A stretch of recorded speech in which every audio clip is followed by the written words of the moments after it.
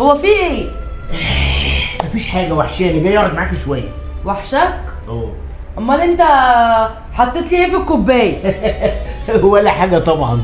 ايه اللي ولا حاجه طبعا؟ لا انا مش مرتاحه لك، انت كده قعدتك دي مش مريحاني، انت اكيد حاطط لي حاجه في الكوبايه. هو انت البتاع ده لخبط دماغك وبيتهيألك حاجات غريبه؟ ما حصلتش. لا هو ايه اللي ما حصلتش؟ الكوبايه دي فيها حاجه يا علي، انت حاطط لي فيها حاجه صح؟ غريبه؟ انت اتجننتي فيها ايه؟ ده كوبايه عاديه، فيها ايه؟ مش عارف. يعني هي يا علي الكوبايه نظيفه وما فيهاش حاجه؟ اه متاكد؟ طبعا متاكد. طب اشربه. بتبص ليه؟ ما تخلع. حاضر حاضر. اشربوا يلا.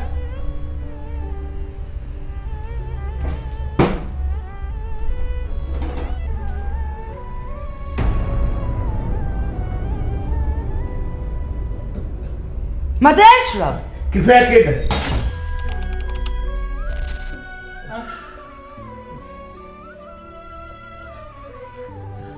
مالك يا علي؟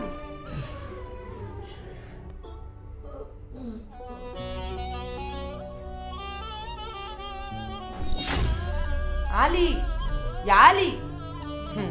قال ما فيهاش حاجه، قال ده انت ما كملتهاش لاخرها واتدلقت نمت. اللي بيعمل حفره بيقع فيها يا حبيبي. يلا احسن. ايه يا حبيبي عامل ايه؟ ايه يا ناصر ده قلبي؟ عملت ايه في الكروت اللي عندك؟ يا اخويا انا عملت اي حاجه اهو، بص او متنيل الموضوع نيل يعني.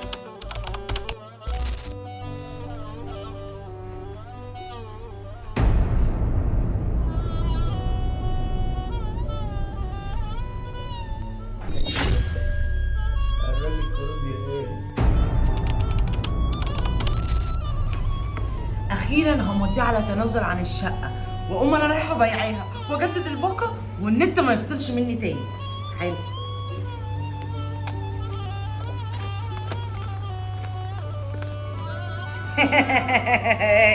مش شايفه حبيبي.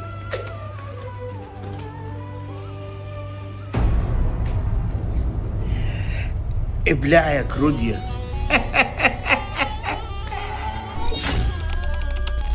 يا سوسو يا سوسو. الله، غريبة، يا سندس راحت فين؟ يا سوسو يا حبيبتي يا سوسو. سوسو. ايه يا كرودي؟ ايه يا علي انا هنا اهو، تعالى. لا تعالي انت يا سوسو، عشان انا رايح الشغل وعايز اقول لك على حاجة مهمة. راجل بقى اقفل طيب، اما اقوم اشوفه عايز ايه واكلمك تاني. يا سوسو. حاضر يا حاضر يا علي.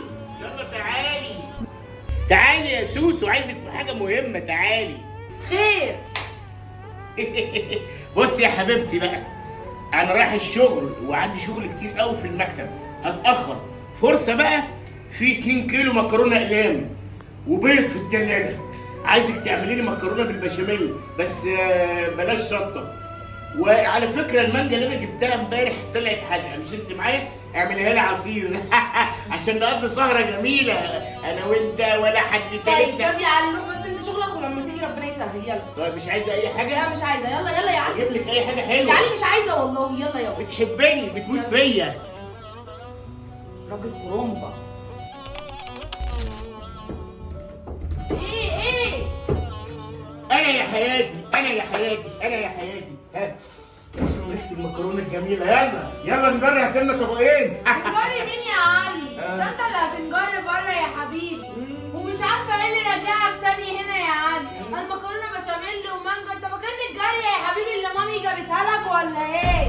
اسمع يا علي، من باب وتلت يا روحي، زي ما جيت يا عينيا دلوقتي من البيت تتفضل تاخد نفسك في 60 داهيه من البيت، عشان الشقه بتاعتي يا روحي وبقت باسمي، وبصراحه وجودك فيها انا مش طايقاه، وانت ما تعمليش شيء عشان تقعد هنا. سامع ولا ما انت سامع؟ بصراحه احييكي على عقلك، عملت خطه ما تخرش الميه انت والجدع الحنش بتاعك اللي كنت بتكلميه على اللابتوب ده، وانا شفت كل حاجه وسمعت كل حاجه.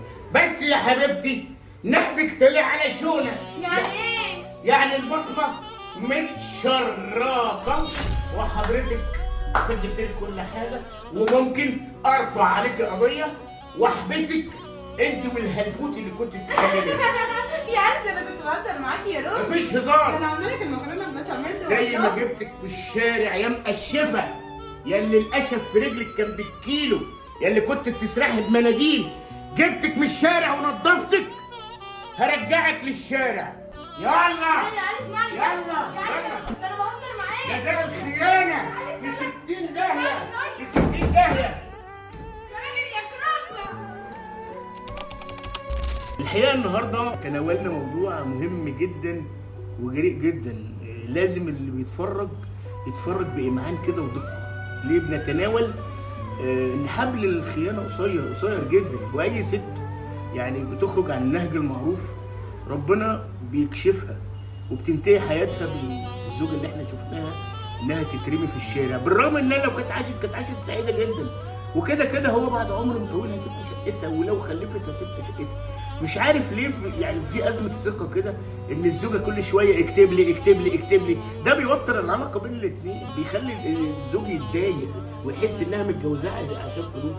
شفنا اللي احنا شفناه، لو هي قعدت مع زوجها وهو انسان كويس وبينفذ لها كل حاجه، ما كانش حصل لها المصير المؤلم ده وترجع للشارع تاني. رجعت ما حيلتهاش اي حاجه. ارجو ان ده يكون درس مفيد. خيانه لا، ازمه ثقه لا، طلبات مبالغ فيها لا، طلبات لا، طلبات لا.